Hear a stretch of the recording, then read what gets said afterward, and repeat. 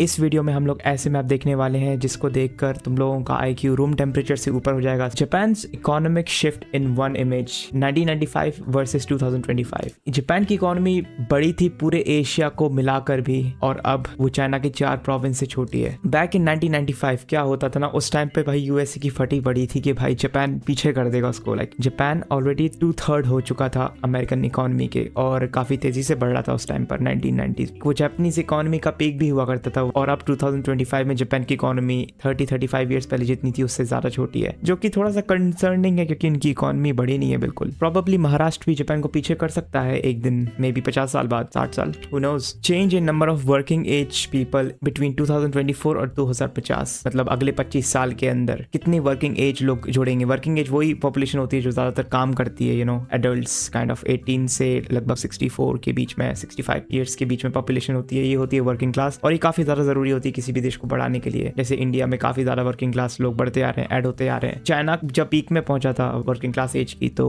उनकी इकोनॉमी बहुत तेजी से बढ़ी थी, और इंडिया की इकोनॉमी बहुत तेजी से बढ़ रही है। अच्छी बात हो सकती है, या माइनस में नहीं जाना चाहिए। सो इंडिया में अराउंड 147 मिलियन प्लस होंगे, जो कि प्रोजेक्शन के हिसाब से होंगे। चाइना में अराउंड 216 मिलियन, मतलब 21 करोड़ लोग कम हो जाएंगे वर्किंग एज से, क्योंकि उनकी पॉपुलेशन एज कर रही है, सो वो लोग ज्यादा बुढ़े हो जाएंगे। और यूरोप में भी सब कुछ माइनस हो रहा है, हर एक देश 8 million, 10 million, 8 million, Russia 16 million minus, Japan 19 million minus, Pakistan 100 million plus. I don't think so उनकी पॉपुलेशन इतनी तेजी से बढ़ेगी, हालांकि ये सिर्फ प्रोजेक्शंस है। मेरे को लगता है ये इतना तेजी से नहीं बढ़ेगी क्योंकि ये काफी ज्यादा है उनकी पॉपुलेशन के हिसाब से। ऑस्ट्रेलिया 3 मिलियन, मे बी, क्योंकि वहाँ माइग्रेंट्स काफी ज्यादा है। यूएसए प्लस 8 मिलियन, मतलब यूएसए में भी काफी लोग आते हैं, तो हो सकता है उनकी भी वर्किंग एज बढ़े पॉपुलेशन। और साउथ अमेरिका ठीक ठाक है, और अफ्रीका सबसे ज्यादा बढ़ रहा है, लाइक 114 मिलियन सिर्फ नाइजीरिया बढ़ा है। Again I don't think so Nigeria इतना ज्यादा पॉपुलेशन ग्रोथ करेगा, सो वर्किंग एज में वो जुड़ना मुश्किल है इतने सारे लोग। बट हाँ, और उस टाइम पर इंडिया की पॉपुलेशन प्रोबेबली 1.65 बिलियन पहुंच जाएगी, मतलब 165 करोड़, जो कि ओके काफी ज्यादा है। कौन सा साल चल रहा है हर एक देश के ट्रेडिशनल कैलेंडर में? ज्यादातर दुनिया 2026 में जी रही है, क्योंकि 2026 में तो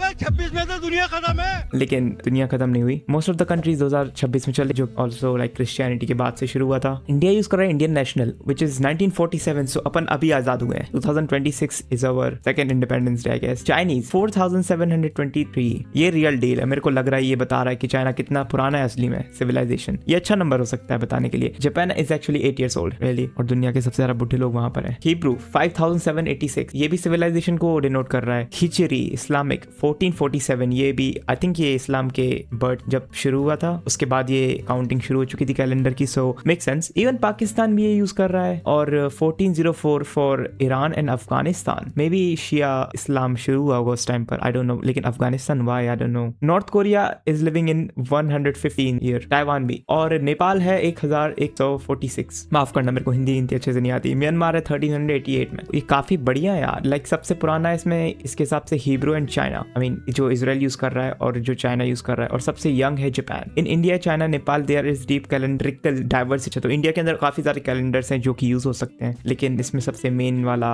दिखाया जा रहा है। इंडिया में अकेले 30 रीजनल वेरिएंट है हिंदू कैलेंडर के, नेपाल में भी आई गेस। वाओ, येलो और ग्रीन कंट्रीज की जो मुस्लिम पॉपुलेशन है वो प्रीटी मच सेम है। ये काफी अजीब लग रहा होगा लोगों को, लेकिन जो असली मुस्लिम्स हैं, I mean in terms of numbers, वो ऐसे नहीं दिखते, वो ऐसे दिखते हैं। या वो बेसिकली साउथ एशिया, इंडियन सब कॉन्टिनेंट में इंडिया और पाकिस्तान और बांग्लादेश और इवन इंडोनेशिया, क्योंकि इंडोनेशिया के पास दुनिया की सबसे ज्यादा इस्लामिक पॉपुलेशन भी है, इंडोनेशिया को ऐड करना बनता ही था। और बाकी अगर अपन देखें तो पूरा सेंट्रल एशिया, पूरा मिडिल ईस्ट, पूरा का पूरा north Africa, even some central Africa और मलेशिया इंक्लूडिंग, ये सबके पास कम मुस्लिम पॉपुलेशन है compare to India, Pakistan, Bangladesh and Indonesia. 825 million each, जिनको नहीं पता था, फैसिनेटिंग। ये मैप हमें दिखा रहा है बेसिकली कि कितना कम हुआ यूएसए के अंदर जाना पूरी दुनिया भर से। तो हमें पता है कि ट्रंप ने काफी कोशिश करी है माइग्रेशन को लिमिट करने की, स्पेशली लाइक इलीगल इमिग्रेंट्स को रोकने की, और टैरिफ लगा के रिलेशन खराब करने की भी। दुनिया में ज्यादातर देश जो है वो कम जा रहे हैं यूएसए में, जैसे कि 30% कम जा रहे हैं ईरान से, I think that's Uzbekistan, Myanmar, Laos से, वियतनाम से भी कम हुआ है, फिलीपीन से भी कम हुआ है, पाकिस्तान, अफगानिस्तान से भी कम हुआ है, पूरा अफ्रीका चल रहा है रेड में। इंडिया में लगभग 5 to 10% का डिक्लाइन आया, इवन चाइना में भी। यूरोप में भी काफी मिक्स्ड है, जर्मनी में काफी डिक्लाइन आया, लेकिन बाकी देश थोड़े से पॉजिटिव, आई थिंक 0 ग्रोथ है यूरोप की। रशिया से सरप्राइजिंगली ज्यादातर लोग जा रहे हैं, मंगोलिया से काफी ज्यादा लोग जा रहे हैं, 10% से ज्यादा ग्रोथ हुई है विजिटर्स में। कनाडा में काफी ज्यादा डिक्लाइन आया है, प्रोबेबली लाइक 20-15% का, और साउथ अमेरिका ज्यादातर प्लस हुआ है except for Venezuela, Chile and Bolivia. And Mexico को देखे तो मैक्सिको में सबसे ज्यादा इंक्रीज हुआ है प्रोबेबली, क्योंकि वो पास में ही है। This map could be made every year, Mexico would still be green. या क्योंकि मैक्सिकन्स लोग बहुत जाते हैं यूएसए में और जाते ही रहते हैं, बढ़ती जा रही है उनकी आबादी यूएसए के अंदर। जापान में सबसे ज्यादा लोग कहाँ से जाते हैं? जापान में सबसे ज्यादा लोग जाते हैं चाइना से, क्योंकि चाइना ऑफ कोर्स सबसे ज्यादा पास में है। सो सबसे ज्यादा लोग जो जाएंगे वो जापान में चाइना से ही जाएंगे। स्पेशली ये नॉर्दर्न जापान में ज्यादा जा रहे हैं फॉर सम रीजन। अगर अपन देखें कि सेकंड नंबर पे कौन है, प्रोबेबली ये ब्राजील है। ये सरप्राइजिंग है क्योंकि आई थिंक वर्ल्ड वॉर के आसपास काफी सारे जापानीज चले गए थे ब्राजील। सो ब्राजील के अंदर I think 1% population around Japanese है, 1 to 3%। सो ये लोग ब्राजीलियन बन चुके हैं आज के टाइम पर, और ये लोग जब वापस आते हैं जापान में घूमने या फिर मिलने अपने परिवार से, ये काफी नंबर बढ़ा देते हैं जापान के अंदर। तो ब्राजील इसलिए रीजन है यहाँ पर आने का। और अगला है साउथ कोरिया, जो कि मेक सेंस क्योंकि साउथ कोरिया बगल में ही है। सो साउथ कोरियंस काफी ज्यादा आएंगे। ओसाका में ज्यादा जाते हैं लोग for some reason, I think historical connection होगा। और जो जापान के जो आइलैंड्स हैं वहां पर भी अगर अपन देखें तो यूएसए जा रहा है ज्यादातर, USA and China. Where are the Americans? Okinawa island था वो। दुनिया के सबसे ज्यादा मेजर रिलीजन्स का जन्म कहाँ पर हुआ? मैं अगर आप लोगों को बताऊं कि इंडिया है इसका आंसर, जहां पर दुनिया के प्रीटी मच आधे धर्मों का जन्म हुआ है, तो क्या आप मानोगे? इस मैप के हिसाब से इंडिया में हिंदुइज्म, बुद्धिज्म, जैनिज्म और सिखिज्म, ये 4 मेजर रिलीजन का जन्म हुआ है, जो कि आई थिंक टॉप 12 टॉप 13 में सारे रिलीजन आ जाते हैं चारों। क्योंकि Hinduism is the 3rd largest, Buddhism is the 4th largest, Sikhism is I think 6th largest या 7th लार्जेस्ट, और जैनिज्म आई थिंक टॉप 15 या 12 में आ जाता है। काफी ज्यादा है। और सेकंड पे मैं प्रोबेबली कहूंगा मिडिल ईस्टर्न वाला रीजन, लेकिन एक कंट्री नहीं है कोई पर्टिकुलर। सो जापान में अगर अपन देखें तो Shintoism and Tenrikyo, what the heck is that. China में टाओइज्म एंड कन्फ्यूशनिज्म, और सऊदी अरेबिया में देखे तो इस्लाम सिर्फ, और इजराइल में देखे तो जुडाइज्म एंड क्रिश्चियनिटी। और इजराइल और पैलेस्टीन है बाय द वे, दोनों जगहों में हुआ था इन दोनों धर्मों का जन्म। ज़ोरास्ट्रियनिज्म, ईरान, बहाई फेथ भी ईरान, क्योंकि ईरान भी काफी ओजी था, लेकिन ये दोनों ही धर्म बचे नहीं है ईरान में। इंडिया में सबसे ज्यादा बड़ी ज़ोरास्ट्रियन पॉपुलेशन रहती है, I think Ratan Tata was Zoroastrian. और Baha'i faith, I think Baha'i faith का जो अपना लोटस टेंपल वो बहाई फेथ का, if I am not wrong. Comments में बता सकते हो आप लोग। Interesting to see, pretty much दुनिया के आधे धर्म मेजर रिलीजन सिर्फ इंडिया में जन्म हुए हैं, वो भी ज्यादातर बिहार में। फैसिनेटिंग दोस्तों, दुनिया में लगभग 16,000 बच्चे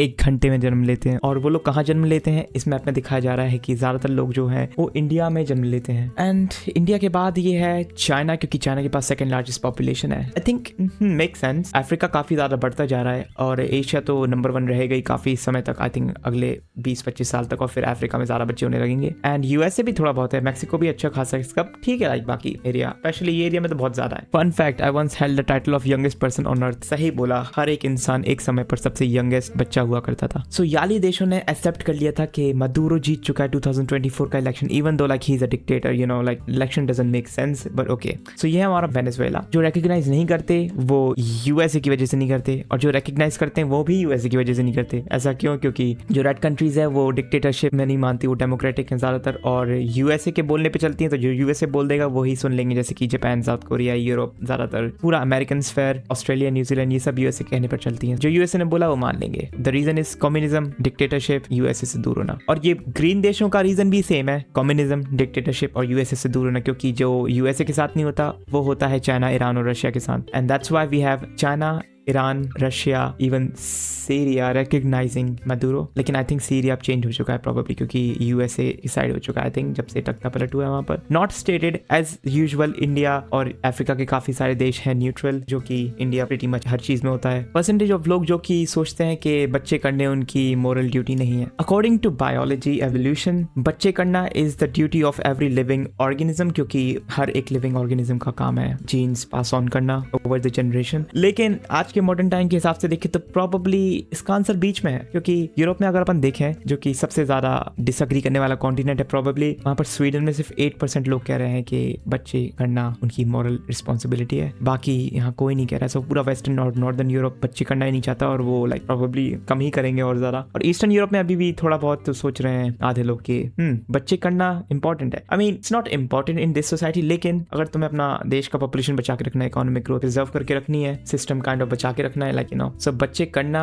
इस काइंड ऑफ रिस्पॉन्सिबिलिटी टू। आप लोगों का क्या ख्याल है इसमें? कमेंट्स बताओ कि आप लोगों को लगता है कि बच्चे करना एक सोसाइटी का ड्यूटी है? Let me know. Stop science around the world, upon use करते हैं नॉर्मल वाला, जो कि रशिया भी यूज कर रहा है, ऑस्ट्रेलिया, न्यूजीलैंड, सारे के सारे यहाँ के यूज कर रहे हैं, even USA, south Africa. Arabic countries में कुछ अरबिक में लिखा है, आई थिंक स्टॉप लिखा हो। पाकिस्तान आई डोंट नो, क्या वहां पर लोग ज्यादा पढ़ नहीं पा रहे थे कि उन्हें हाथ लगा दिया, यहाँ पर इसका मतलब पंजा हो जाता bro. Okay, China side Chinese इस्तेमाल करिए, Chinese, Korean, Japanese, Chinese, Thai, हमाय, वियतनामीज नहीं यूज करी यार वियतनाम में। आई थिंक एशिया में ज्यादातर लोग नेटिव लैंग्वेज इस्तेमाल कर रहे हैं, इवन अरबिक कंट्रीज में और स्पेनिश स्पीकिंग कंट्रीज में भी पारे, आल्टो। अदर देन दैट ओके, पूरा यूरोप स्टॉप यूज कर रहा है। Mean make sense. Fun fact, जो रेड ट्रायंगल यूज हो रहा है वाइट बैकग्राउंड डिजाइन के साथ, जैसे कि लिबिया पाकिस्तान में, वो एक्चुअली ओल्ड यूरोपियन डिजाइन है, लेकिन वर्ल्ड वॉर 2 के बाद यूनाइटेड नेशन कन्वेंशन के हिसाब से ज्यादातर देश यूएसए के साइन पे स्विच कर गए थे। Good to know. Blue whale versus Vatican city, कौन सा बड़ा है? वेटिकन सिटी बड़ी है, क्योंकि ब्लू व्हेल आई मीन इतनी बड़ी है, लेकिन स्टिल इंप्रेसिव, क्योंकि वेटिकन सिटी दुनिया की सबसे ज्यादा स्मॉलेस्ट कंट्री है। So this blue whale is kind of big. Police बिना बंदूकों के साथ in Europe, even like UK is in this. UK के लोग लट्ठ लेके घूमते हैं, आई थिंक मैंने मिस्टर बीन नॉर्स में देखा था। सो या मे बी मेक सेंस, लेकिन मेरे को लगता है सिर्फ कुछ कुछ एरिया में यूके में, I don't know. England, Scotland, Wales, Iceland and Norway. Norway और आइसलैंड में भी यूज नहीं करते हैं। आप लोगों ने सुना होगा आइसलैंड को प्रोबेबली कि वहाँ की पुलिस के पास गन्स नहीं होती हैं। आई मीन होती हैं, लेकिन वो घूमते नहीं है लेके, लाइक स्पेशल फोर्सेज या फिर यू नो मिलिट्री या फिर रखी होती होगी उनके लाइक आर्मरी में। मैप जो कि मैंने बार में देखा, what the hell is this? क्योंकि आज के समय पर यूएसए पी रहा है तेल वेनेजुएला का, ये चाइना क्यों दिखा रहे हैं? मे बी बिकॉज वेनेजुएला का सबसे ज्यादा ऑयल चाइना ही खरीदता है अब तक, आई थिंक इसलिए ऐसा दिखा रहे हैं कुछ, और काफी कूल दिख रहा है क्योंकि बियर जैसा दिख रहा है वेनेजुएला। बट अब यहाँ पर यूएसए स्विच होने वाला है, क्योंकि यूएसए ने प्रोबेबली तेल के पीछे। RIP Indonesia, bro oh my god, Indonesia था वहां पर। टेस्ला का डिक्लाइन यूरोप में, हमें पता है कि हमारे इलॉन जी हैं, उन्हीं का टेस्ला है, और टेस्ला काफी हद तक डिक्लाइन में चल रहा है पूरे यूरोप में। आधा आधा लाइक 50% डिक्लाइन चल रहा है on average pretty much. Norway में और स्कैंडिनेवियन कंट्रीज में 40% डिक्लाइन, यूके में 18 से 20%, जर्मनी में 60%, I know the reason, even France में भी, स्पेन में ओ माय गॉड 75% डिक्लाइन, और इवन टर्की और इटली और पोर्चुगल में भी। ऐसा क्यों है? क्योंकि इलॉन मस्क काफी हद तक यूरोप की पॉलिटिक्स में थोड़ा सा कुछ कुछ बोलने लगे थे अपने एक्स ट्विटर पे। सो इसलिए यूरोप के काफी देश उनको पसंद नहीं कर रहे हैं अब, और उनकी गाड़ियां खरीदनी भी बंद कर दी हैं। नहीं तो पहले सबसे ज्यादा एडॉप्टेशन यूरोप ही कर रहा था इलेक्ट्रिक व्हीकल्स और टेस्ला का, क्योंकि भाई इलॉन मस्क थोड़ा सा कंजर्वेटिव पार्टीज को लाना चाह रहा था यूरोप में। सो मेक सेंस। इसलिए भाई तुम्हें पॉलिटिक्स में बोलना नहीं चाहिए, नहीं तो तुम्हारे व्यूवर्स भी ऐसे गिरेंगे। तो अगर आपको वीडियो अच्छी लगी हो तो वीडियो को लाइक कर देना और सब्सक्राइब भी कर देना नीचे, ठीक है? और अगर आपको देखना है कि मैं क्या इन लोगों की एथनिसिटी गैस कर सकता हूँ, तो यहाँ पर क्लिक करके देख लेना, ठीक है? मजा आएगी। और मैं मिलता हूँ आप लोगों से अगली वीडियो में, तब तक के लिए सी या।